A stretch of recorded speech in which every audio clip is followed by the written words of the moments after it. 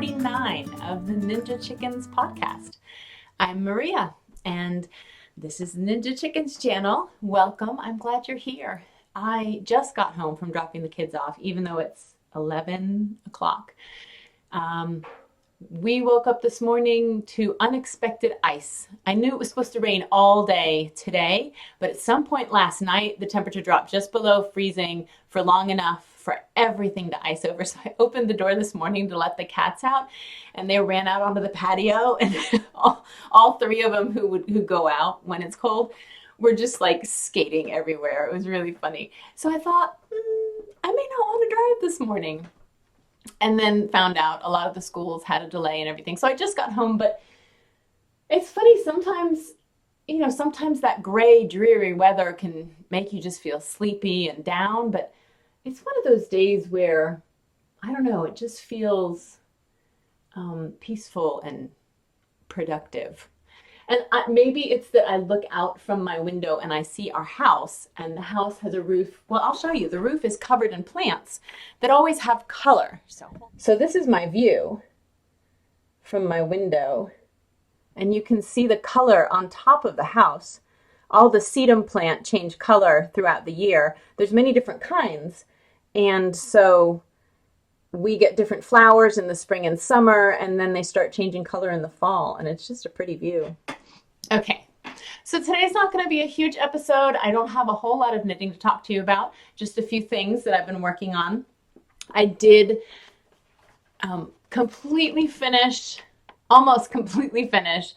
my cloak. It's in testing now. The only thing I have left to do is put a ribbon along the area where I steeped it.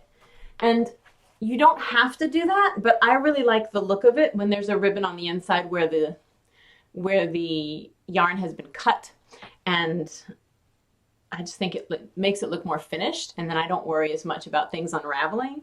But I got this,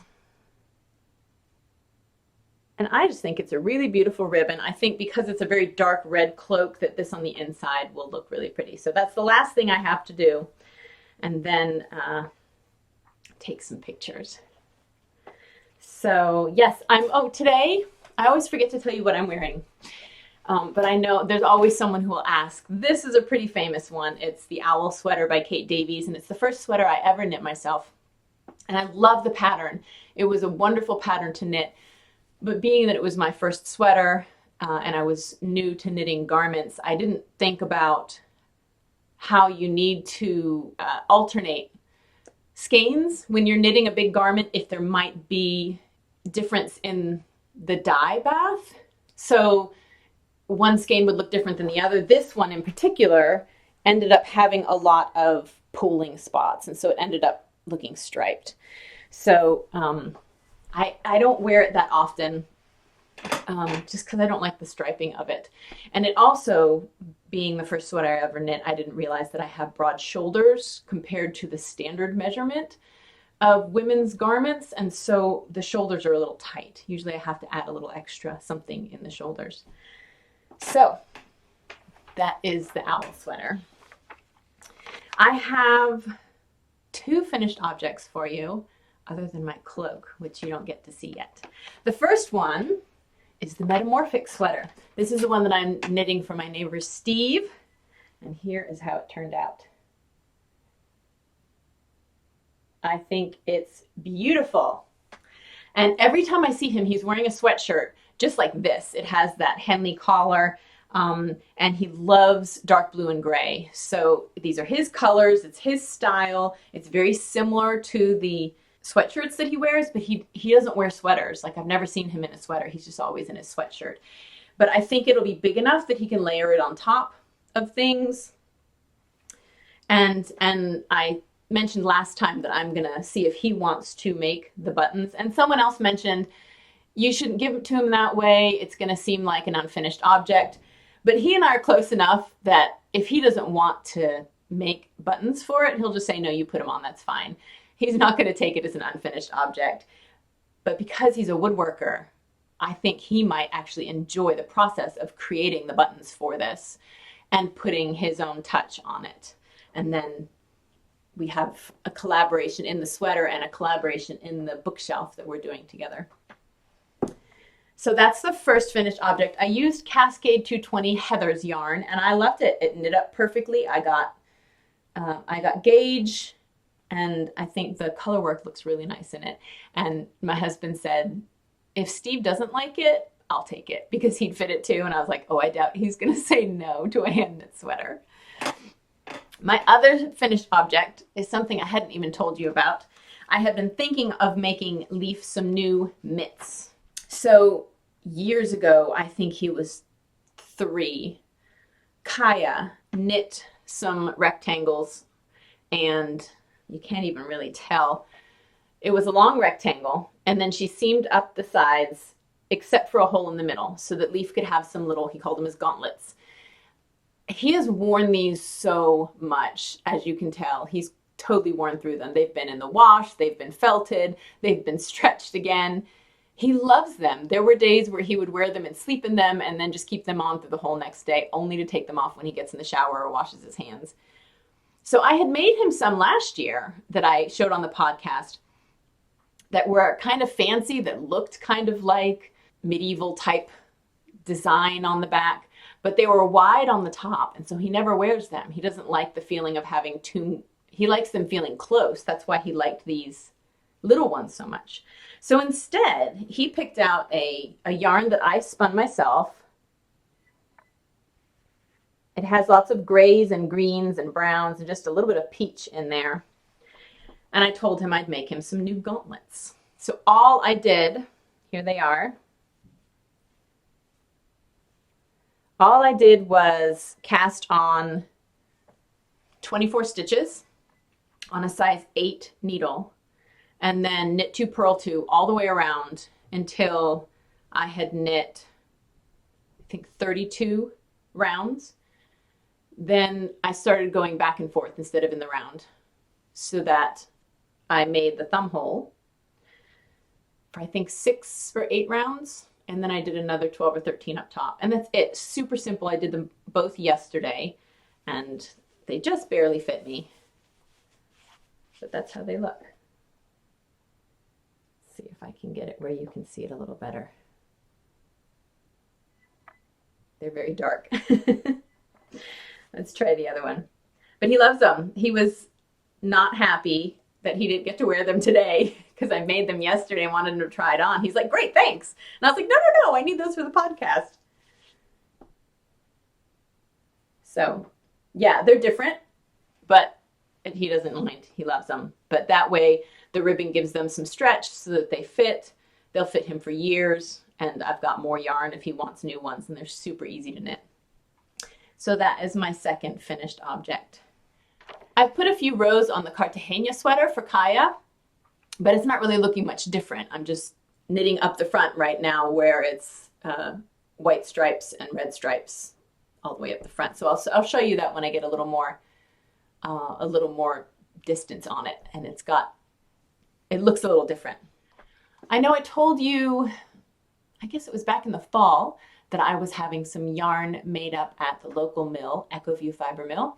They were making a special sock yarn for me so I could make those into sock blanks that are non-superwash and don't have plastic and are exactly the way I want them for a good sock yarn. So I've gotten it. This is one. I have many more cones. They put it on cones for me so it'd be easier to run through the sock machine so I can make the sock blanks for you and then eco-print those. But what I did just to make sure it would, it was a good sock yarn, it would be the right gauge, is I soaked some yarn and then knit up as I would a sock. I cast it on 60 stitches and then knitted on a size US 1 needle, which is what I usually knit my socks in. And I get around 8 stitches. That's kind of the gauge I get, 8 stitches per inch. And that's almost exactly what I got. I got like 8.25. And there it is. It's really lovely, nice and stretchy. So it's merino, it's US merino and US tencel, which is wood pulp. And I think this one specifically is made from eucalyptus pulp. The yarn itself has a really nice stretch, which is nice for socks. They did a 3-ply for me, so it has more plies, so it's held together a little bit better. And the tencel acts just as nylon or merino or mohair or one of the other stronger fibers would act to give strength to the sock. So I'm going to start working on these, creating some sock blanks so that I can get some eco prints out for you guys. But I really like it. It's a beautiful yarn. Another thing that is happening in the next couple of weeks is that the Hoarfrost Cowl is coming out. I'm releasing it on February 3rd on my birthday, and I've had, wonderful feedback from my test knitters, and it's looking really beautiful, so I'm excited for you to see everything that they've done. There's an option to knit it as a straight cowl, as well as adding depth to the back on both sides, so you could pull it over your head more as a hood. And I'm also going to cast on another one and at least double the stitch count so I could make it really long and double it around just to see how that will be, because I think that would look really pretty.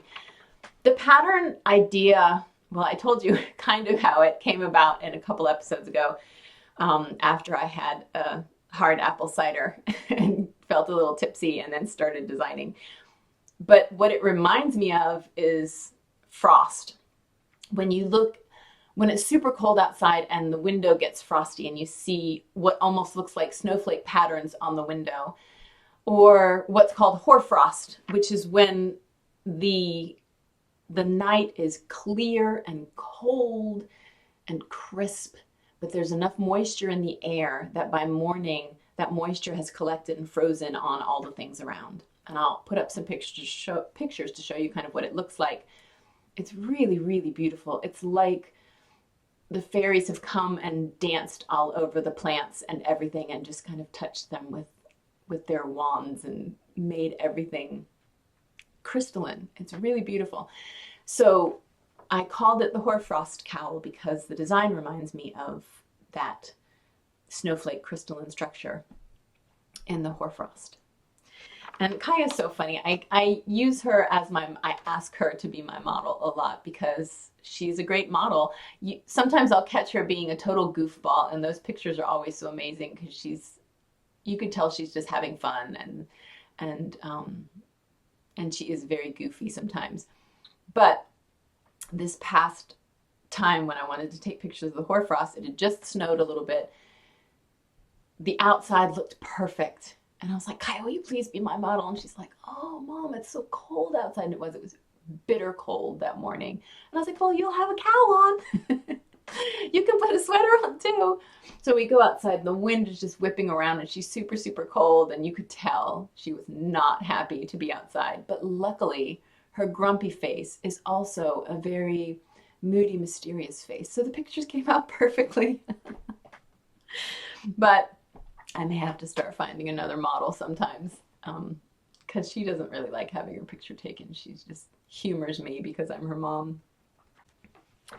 All right, I only have a couple other things to tell you about. I think I've covered, I'm looking at the floor where all of my knitting is spread out around me. I wanted to talk to you about a few things that have happened over the past couple weeks. One is we had talked about finding quality yarn at a lower price point. And I opened a Ravelry thread so people could put in some of their favorite yarns and what they're called, where they find them, so that you have options when designers come out with yarns that are higher price point yarns and you want to knit something similar, what can you find? But some other things, so there's a list of yarns there, yarn companies and yarns that people really like that have a lower price point but are quality yarns.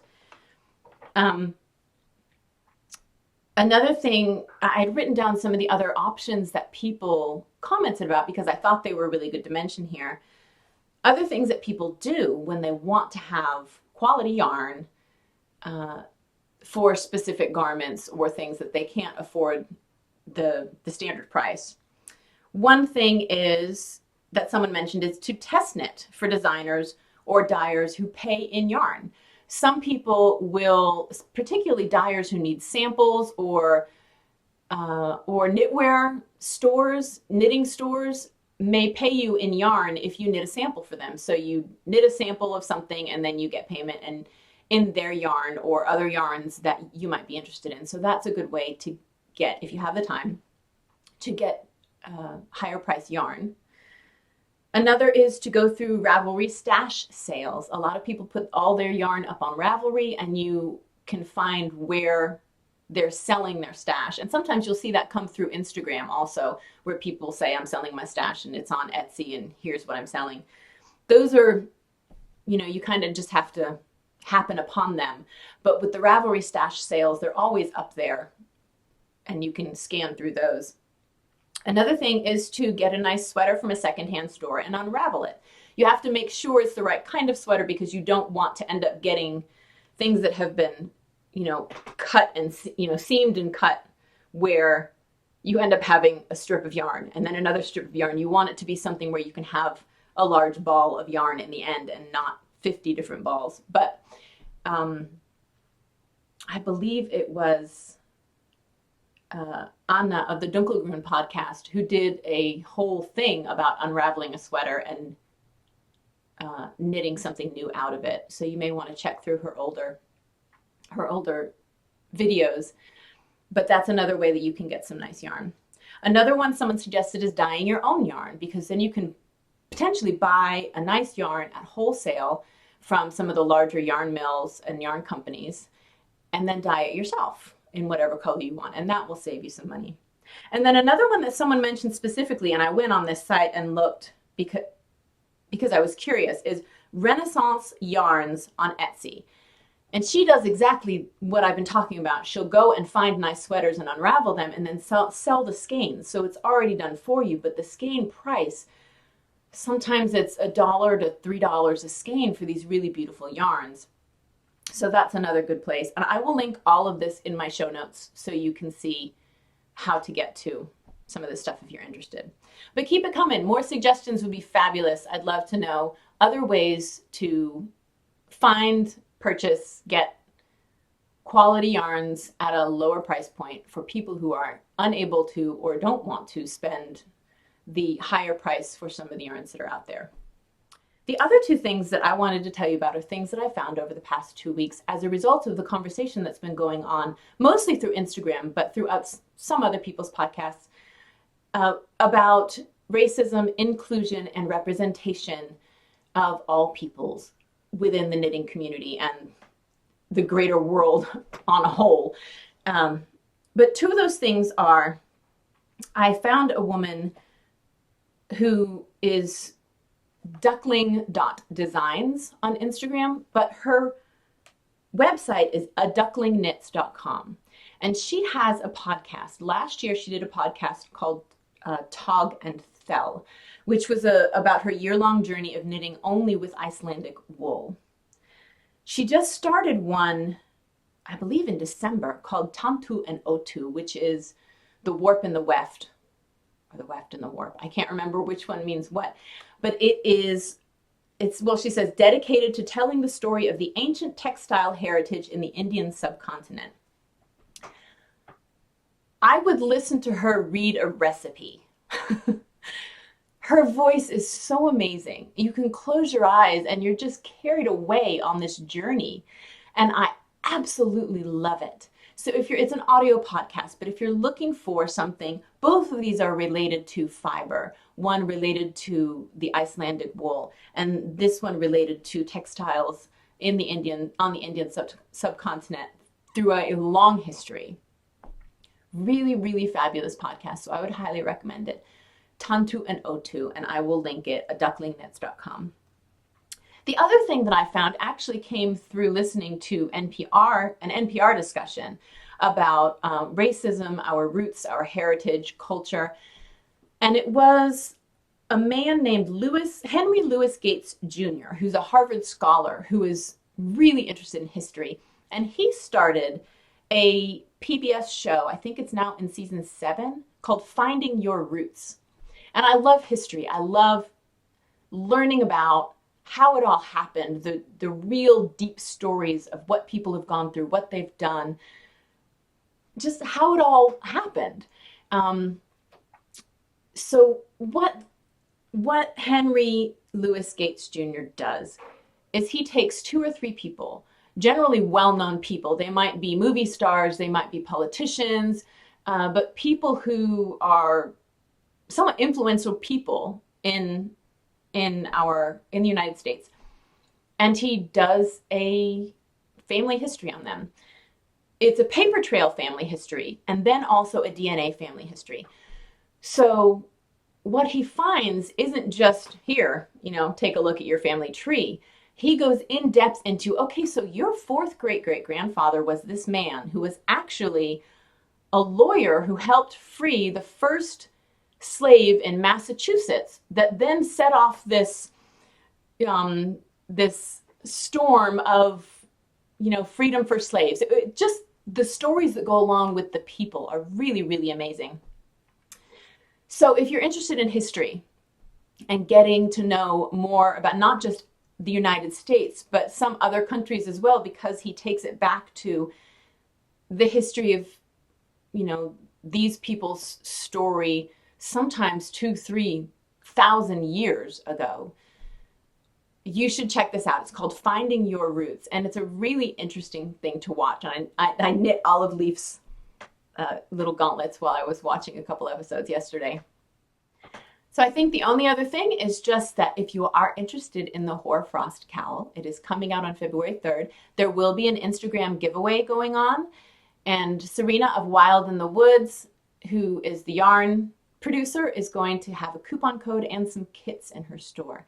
So if you keep an eye on my Instagram feed, I will have all the details about that. And I think that's it. I hope you guys have an amazing next couple of weeks. I just remembered something that's happening the next couple of weeks that I wanted to tell you about. My husband surprised me a couple of days ago as an early present for my birthday. He used all of his frequent flyer miles to buy me a ticket to fly down to see one of my closest friends, Mars of Hey Brownberry, so I get to hang out with her for my birthday. So I may be podcasting from Florida. It's going to be nice to be in the warmth for a little bit.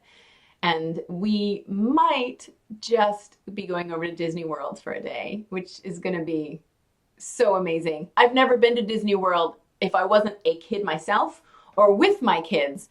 So going there with my girlfriend, we're going to have a blast. I think we're going to ride every single roller coaster 20 times. So anyway, have a great couple of weeks. I hope to see you soon. I'll see you in February.